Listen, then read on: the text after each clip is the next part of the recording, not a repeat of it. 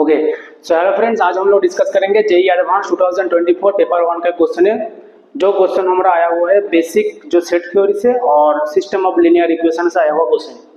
तो क्वेश्चन में देखिए, क्वेश्चन में एक सेट डिफाइंड है हमारा एस, और जिसका अंदर A comma B comma C means ये एक वो ट्रिपलेट एलिमेंट होगा, और वो जिसके पास ए बी सी क्या है, रियल नंबर है, and A x square plus 2b(xy) plus cy square greater than 0 for all x comma y belongs to R2 minus 0,0.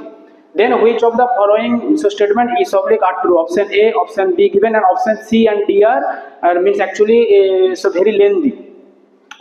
Okay, so option C और option जो D है उसको हम थोड़ा सा जो बाद में डिस्कस करेंगे। तो पहले हम लोग ऑप्शन ए और ऑप्शन बी को थोड़ा सा देख लेता हूँ, ठीक है ना, क्योंकि ऑप्शन सी और ऑप्शन डी बहुत ही वो लेंथी है। तो क्वेश्चन में देखिए, क्वेश्चन में जो सेट डिफाइंड है इसको पहले आप ध्यान से देखिए। सेट के अंदर इसी टाइप का एलिमेंट होगा ए बी सी मीन्स ये एक जो ट्रिपलेट है वो जिसका अंदर ए बी से क्या है, रियल नंबर होगा, और इसका वैल्यू ग्रेटर देन 0 होना चाहिए for all x, y R2 minus 0,0। अब यहाँ पे देखिए R2 का मतलब क्या होता है। R2 का मतलब होता है ये हमारा x एक्सिस है और ये हमारा y एक्सिस है। तो R2 मीन्स ये सभी जो x y जो प्लेन है, इस प्लेन के अंदर वो जितना एलिमेंट है वो सभी क्या है, R2 है।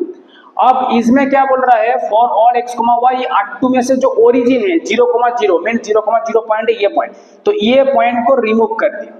ये पॉइंट को छोड़ के बाकी इसमें जो कई सभी पॉइंट तुम ले लो, इसके लिए ये कंडीशन सेटिस्फाई होना चाहिए। तो इसमें एक चीज तो है, इसमें देखिए A x square plus 2b(xy) plus cy square, इसका वैल्यू ग्रेटर देन 0 होना चाहिए सभी xy के लिए, ठीक है ना, सभी xy के लिए जो xy हमारा जो ओरिजिन नहीं है।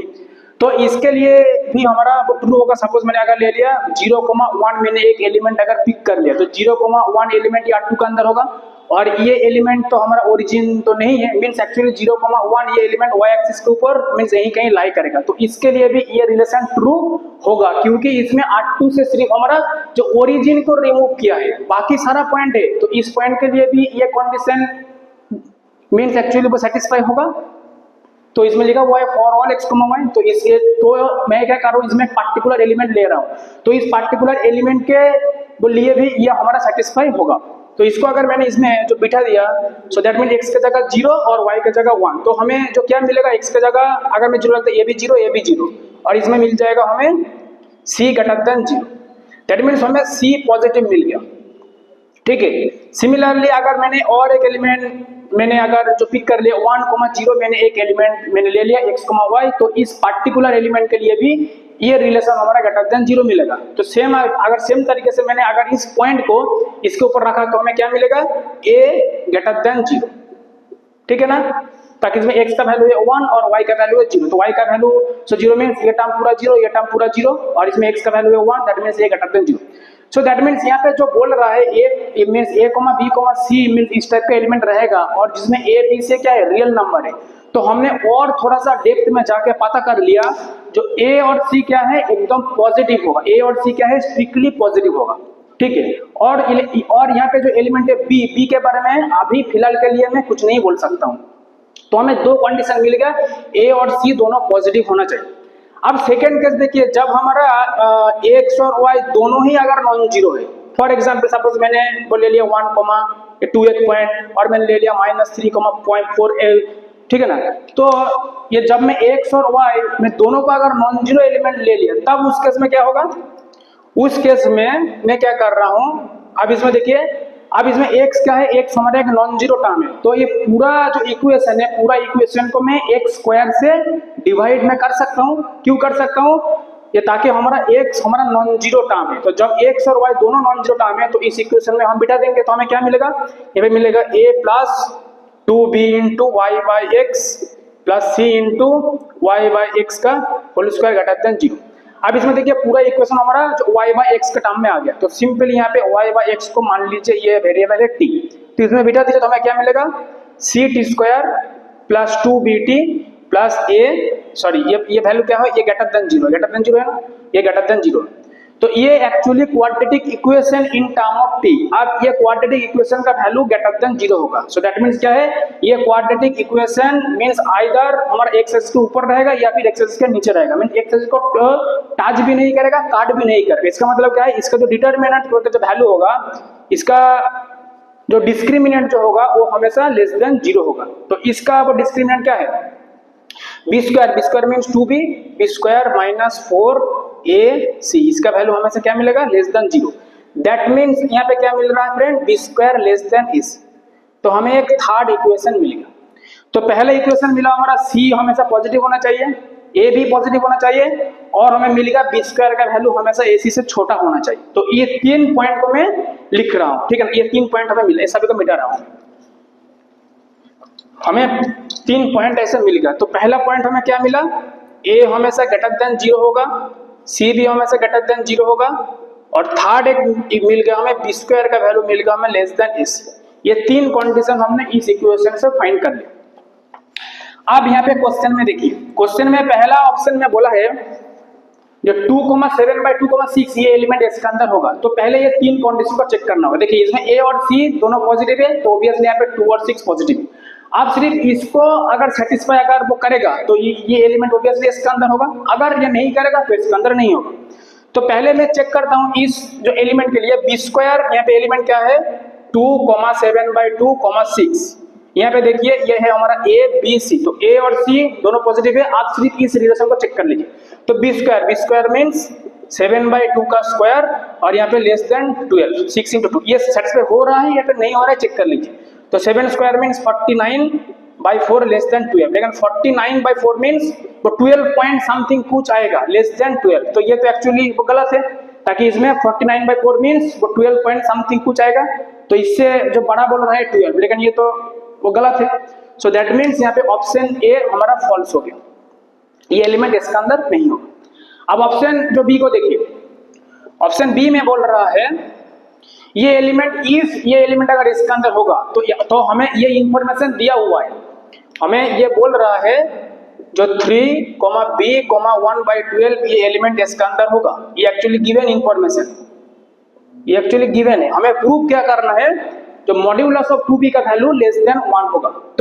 तो इसमें देखिए a और c दोनों पॉजिटिव है, तो सिर्फ इस कंडीशन को वो सेटिस्फाई करेगा। क्यों करेगा, ताकि हमारा गिवन इंफॉर्मेशन है ये एलिमेंट इसके अंदर बिलोंग करेगा। दैट मीन्स हमारा बी स्क्वायर का वैल्यू b है, less than ac means 3 × 1/12, that means 1/4। That means B square का वैल्यू हमें मिल गया लेस देन 1/4। दैट मीन्स यहाँ पे 4b² माइनस 1 का वैल्यू मिल गया less than 0, that means 2b - 1 and 2b + 1, इसका वैल्यू भी हमें मिल गया लेस देन 0। तो यहाँ पे मिल गया। अब मैं क्या कर रहा हूँ, मैं 4 से पूरा इक्वेशन को डिवाइड कर रहा हूँ, तो हमें मिलेगा यहाँ पे b - ½ और यहाँ पे मिलेगा b + ½ लेस देन 0। आप इसमें कोई भी कार्बन मेथड लगा दीजिए, यहाँ पे मिलेगा -1/2 और यहाँ पे मिलेगा ½ प्लस माइनस प्लस, तो इसका वैल्यू लेस देन 0 आना चाहिए। सो दैट मीन्स हमारा इस इंटरवल को लेना चाहिए। दैट मीन्स b का वैल्यू हमें क्या मिलेगा, b का वैल्यू हमेशा लेस देन 1/2 के होना चाहिए, ताकि इसमें देखिए लेस देन 0 है तो नेगेटिव इसमें आएगा। दैट मीन्स मॉड b का वैल्यू हमें -2 और 2 के बीच में मिलना चाहिए। That means mod of 2b का वैल्यू हमेशा लेस देन 1 होना चाहिए। तो वही तो हमने जो प्रूव कर दिया। तो ऑप्शन बी क्या होगा फ्रेंड्स, ऑप्शन बी हमारा ट्रू हो गया। अब चलता हूं ऑप्शन सी के तरफ, ऑप्शन इसको मैं मिटा रहा हूं। अब मैं चलता हूं ऑप्शन सी के तरफ। ऑप्शन ए और बी दोनों हो गया। अब ऑप्शन सी में देखिए, सी को मैं क्वेश्चन को मैंने लिखा हूं। ऑप्शन सी में बोला है for any given a, b, c belongs to S, the system of linear equation,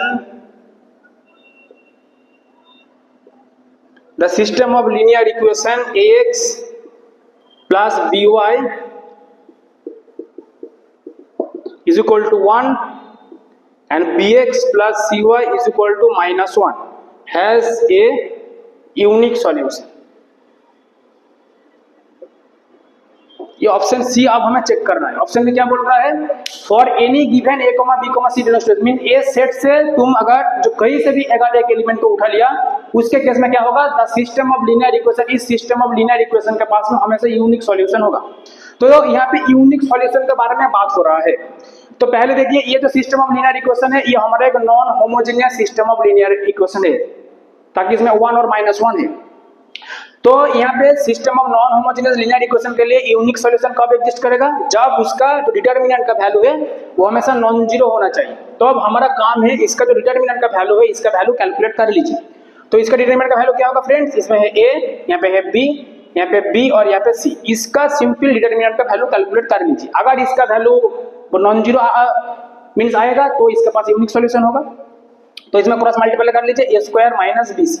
तो इसका वैल्यू क्या है, इसका वैल्यू ऑब्वियसली नॉन जीरो है। क्यों नॉन जीरो है, क्योंकि यहाँ पे हमारा गिवन इंफॉर्मेशन क्या है, बी स्क्वायर का वैल्यू हमेशा ac से छोटा होगा। तो हमेशा जो ac माइनस जो बी स्क्वायर होगा, ये ऑब्वियसली वो नॉट इक्वल टू जीरो होगा। सो दैट मीन्स इसका जो डिटर्मिनेंट का वैल्यू है, ये हमें जो मिल गया not equal to zero. So that means इसके पास यूनिक सॉल्यूशन होगा। दैट मीन्स हमारा ऑप्शन सी क्या हो गया, ऑप्शन सी हमारा ट्रू हो गया। ठीक है, अब ऑप्शन वो डी को देखिए। ऑप्शन डी में बोल रहा है, इसको मैं मिटा रहा हूं। ऑप्शन डी में क्या बोल रहा है फ्रेंड्स, ऑप्शन डी में बोल रहा है सेम ही क्वेश्चन है, for any given then the system of linear equation. यहाँ पे इक्वेशन चेंज किया है, a + 1 × x plus by is equal to 0 and another equation है bx plus c + 1 × y is equal to 0। इस सिस्टम ऑफ लीनियर इक्वेशन के पास एक unique solution होगा, ऐसा बोल रहा है। ऑप्शन डी को हमें चेक करना है। तो सेम तरीके से इसके पास अगर हमें यूनिक सॉल्यूशन मिलेगा, ये ऑब्वियसली एक होमोजेनियस है, तो होमोजेनियस है या फिर नॉन होमोजेनियस है, वो दोनों के लिए सेम ही कंडीशन होता है, यूनिक सॉल्यूशन एग्जिस्ट करेगा। इसका मींस उसका जो डिटर्मिनेंट का वैल्यू होगा वो हमेशा नॉन जीरो होगा। तो इसका डिटर्मिनेंट का वैल्यू कैलकुलेट कर लीजिए। तो डिटर्मिनेंट का वैल्यू क्या होगा फ्रेंड्स, a + 1, यहाँ पे है b, यहाँ पे b और यहाँ पे है हमारा c + 1। इसको क्रॉस मल्टीप्लाई कर लीजिए, a + 1 × c + 1 minus b square. इसको फर्दर मल्टीप्लाई कर लीजिए, a square plus a plus c + 1 minus b square. अब इसका वैल्यू हमें चेक करना है, इसका वैल्यू जीरो होगा या फिर नॉन जीरो होगा। तो इसमें ध्यान से देखिए, यहाँ पे ac और माइनस b स्क्वायर को मैं इधर लिख रहा हूँ +1, उसके बाद मैं लिख रहा हूँ a + c, means a + c को मैं इधर लिखा ac माइनस b स्क्वायर +1। अब यहाँ पे ये जो टर्म है ac माइनस c स्क्वायर, ये हमेशा पॉजिटिव है, ताकि हमारा गिवन इंफॉर्मेशन क्या है, b square less than ac। तो इसका मतलब क्या है, ac माइनस b स्क्वायर ये हमेशा पॉजिटिव होगा। तो ac माइनस b स्क्वायर हमेशा पॉजिटिव है। +1 ये भी एक पॉजिटिव है।